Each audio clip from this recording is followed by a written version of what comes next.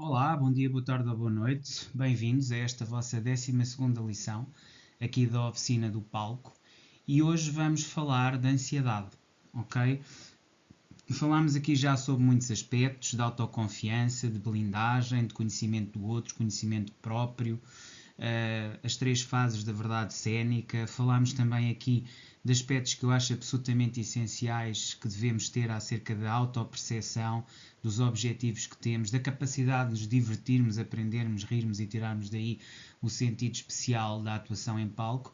Mas há efetivamente aqui a ansiedade. E a ansiedade primordial surge na primeira das fases da verdade cénica, não é? Quando estamos ali a formular digamos, o nosso desejo, ou quando estamos naquela fase inicial, antes do conforto e da conquista, que é efetivamente a fase em que estamos a iniciar a nossa sedução, ou aquilo que é o nosso início. E é aí que surgem as ansiedades da aproximação, não é? Portanto, o medo do palco.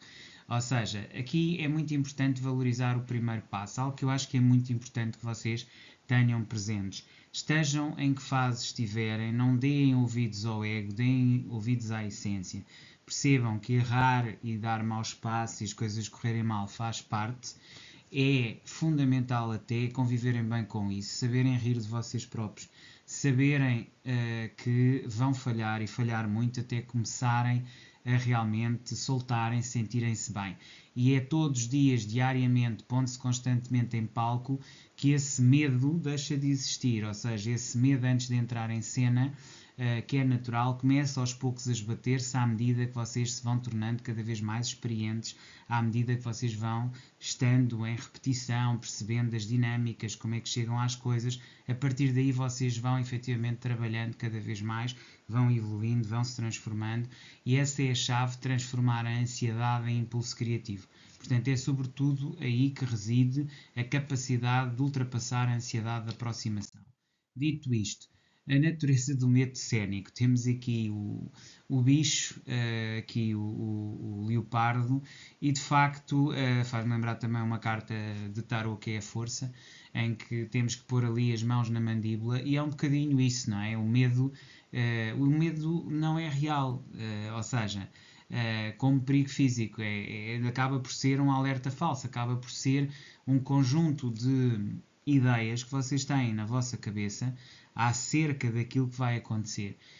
E, consoante esse medo que vocês têm, acaba por acontecer ou não. Vou-vos dar um exemplo prático. Outro dia eu levei o meu gato ao veterinário e a médica agiu de uma forma muito irresponsável, porque mostrou, digamos, a seringa para a injeção da vacina ao gato, e depois fez uma coisa ainda pior, que foi, teve medo dele. E a partir desse momento foi uma cena absolutamente inacreditável. O gato deitou tudo ao chão, foi difícil apanhá-lo. Porquê? Tudo começa com uma distração inicial, cá está, aquilo que eu sempre digo, ou seja, uma necessidade de estar atento, de estar focado, mas essencialmente ela deixou transparecer os medos interiores dela acerca do que é que poderia acontecer.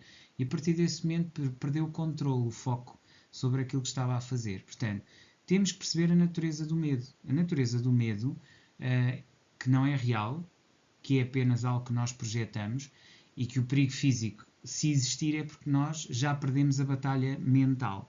Portanto, ele é um reflexo evolutivo e muitas vezes é um alerta falso.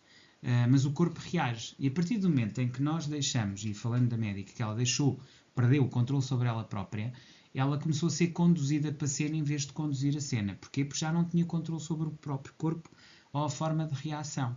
Portanto, a partir desse momento, e cá está, se houver um predador, o predador vai dominar, em vez de sermos nós. Como é que nós devemos transpor isto para a cena cénica e para o palco? É o público, é a plateia. A partir do momento em que nós deixamos que seja a plateia a dirigir, e isso só acontece quando nós nos focamos no ego e na validação, porque se nós nos focarmos na essência e nos focarmos em nós e naquilo que queremos trazer e entregar ao público, isto desaparece. Por isso é que eu digo que o medo não é real como perigo físico, é um reflexo evolutivo, é um alerta falso. De facto, perdemos o controle quando não somos capazes de nos soltar. Portanto, é preciso perceber a natureza do medo. Mais uma vez eu volto a frisar. Há uma diferença entre medo e pânico. E aqui eu estou a falar do pânico, que vem deste medo descontrolado. Outra coisa diferente é o respeito, que é um medo que vem de nós sabermos exatamente o que estamos a fazer e por isso devemos ter toda a cautela de medir bem antes de entrar em cena. Isso foi muito trabalhado nas primeiras lições.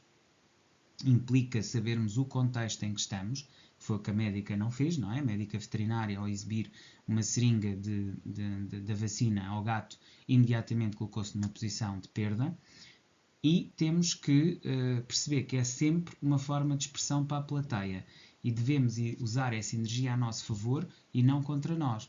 Ou seja, se ela tem sabido brincar com o gato, posto a seringa de lado e tivesse ali um momento de descontração pura, ganhava claramente o gato. E o gato ficava calmo. Mas isso implicava ela abdicar do controle. Por estranho que pareça, é exatamente abdicando do controle ilusório que nós ganhamos o controle efetivo. Dito isto, exercício do leão da plateia. Portanto, por falar em gatos e leões, transformar medo em impulso expressivo. Ok? Ou seja, está com medo, tente quebrar o gelo fazendo uma coisa diferente. Depois, fica em silêncio por 10 segundos no palco. Sinta as suas reações físicas. O meu corpo está reagindo a um leão que não está aqui. Ou seja, tenho que perceber que o público que verdadeiramente não pode incorporar a sua espontaneidade cênica, você tem que saber blindar. Isto aqui é um momento de blindagem. Depois, dê um passo em frente e inicie uma nova fase improvisada. E aqui tem um círculo de excelência. Aqui tem a tal hipótese que eu falei logo na primeira aula, de você avançar e criar a sua própria energia. E depois, repetir isto com emoções diferentes, percebendo que o estado emocional é que controla a cena e não propriamente aquele que é o seu medo ou receio. E isto ajuda também a intercalar aqui situações. Depois, exercício 2, a regra dos 3 segundos. Isto vale para aquela situação de abordagem de quebra de gelo no café, para um desconhecido, ou então para um colega de trabalho, por exemplo. E, portanto, aqui o objetivo deste exercício é reduzir a autoanálise e estimular uma ação direta, ou seja, pensar menos e agir mais. Ou como diria no filme do Último Samurai, Don't have mind, não é? Em que ele estava na luta portanto, o carcereiro dele, não é? Que era o filho do Miyamoto, ou Quasimoto, que era basicamente o general conselheiro do imperador que tinha rebelado, não é? E que o tinha cativo.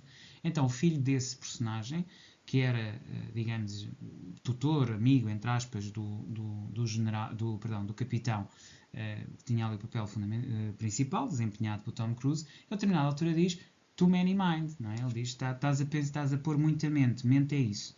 É focarmos nos medos, nos egos, nas projeções e não na realidade. Portanto, é ir para o palco. Vai. Não é? Um colega até pode dizer vai. E em 3 segundos dá o passe. E olhe para quem fala.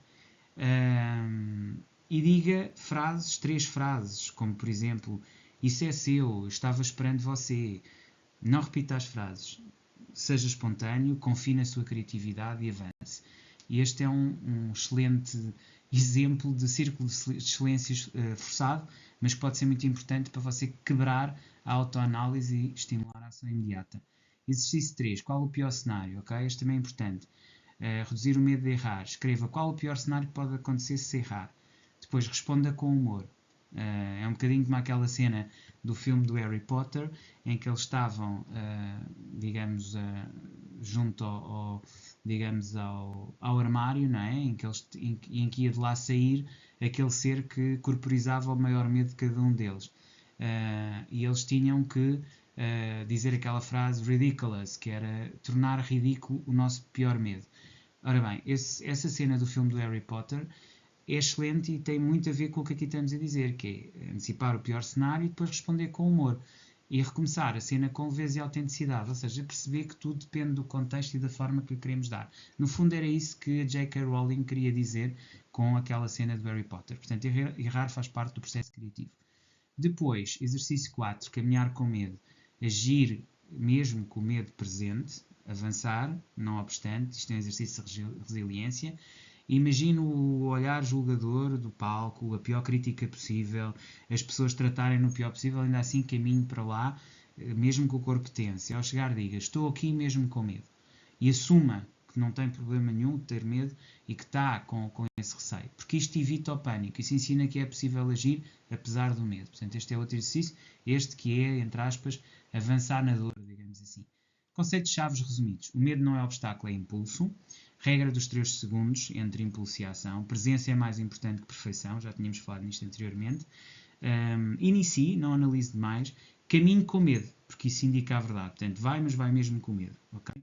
Finalmente, temos aqui a arte de começar com verdade, não é? Coragem não é ausência de medo, é ação apesar dela. Portanto, use o medo como aliado. Entre em cena de coração aberto, corpo presente, espírito curioso. Esse é o primeiro passo de qualquer grande atuação. E, portanto, é isto que você deve ter presente e esperemos que os seus medos tenham desaparecido com esta lição. Voltamos a ver amanhã. Até lá, despeço-me cordialmente.